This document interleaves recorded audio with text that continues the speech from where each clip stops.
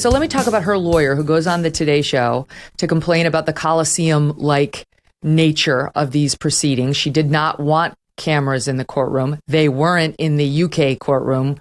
That case was decided by a judge, not a jury. And she's blaming that. And in addition, she's saying that she's going to appeal and she likes her chances because she says this judge wrongly excluded certain evidence that she thought should have been in. Here's a little snippet.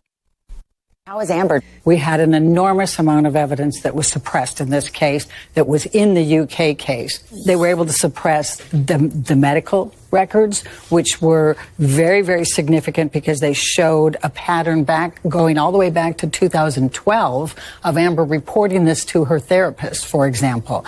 We had significant amount of texts, including from Mr. Depp's assistants, saying, when I told him he kicked you, he cried. He is so sorry. So what's going on there? Let me tell you something. I don't know.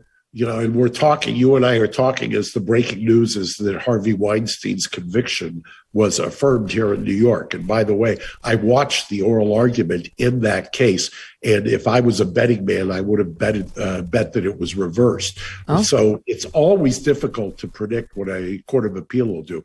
I'm not so sure that this is her strongest argument on appeal. I think to some degree, the strongest argument on appeal here is going to be things such as litigation privilege, things such as the First Amendment, things such as the forum shopping and things of that nature. Remember, this case was brought in Virginia very specifically because they were trying to do an end run around what's called the anti-SLAPP statute in California, where they both reside.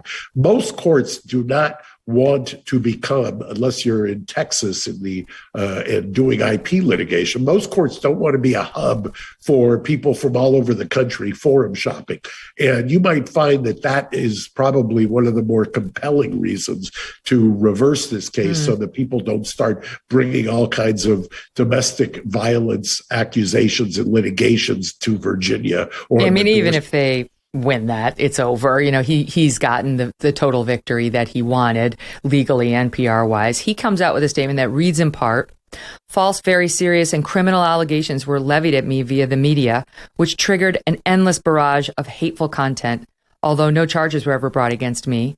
It had already traveled around the world twice within a nanosecond, and it had a seismic impact on my life and my career. And 6 years later, the jury gave me my life back. She talks about what she's been subjected to. Amber Heard, the quote, abuse during the course of this trial. And I have no doubt that's true. But he's been subjected to a lot too in the however many years. It's been 4 years prior to the day this jury handed him this verdict. Well, our friend Adam Carolla, I think, said it best when he said, only somebody like Johnny Depp, who's got F me money, could actually go through this not once but twice in order to try to redeem himself. And certainly that's not the calculation that most people have at their disposal, because this is, has been a sojourn for him and a journey for him. And I've been quite frank. If I were advising him, I would have said this just isn't worth it. He thought it was, and he gets the last laugh. Well, what do you make of that now? Because you and I have been debating the PR war and whether this was worth it for him from the start. I have felt that it would be worth it for him, even if he lost the jury verdict, but he won it all. In my view, I think he emerges very employable versus where he was a year ago.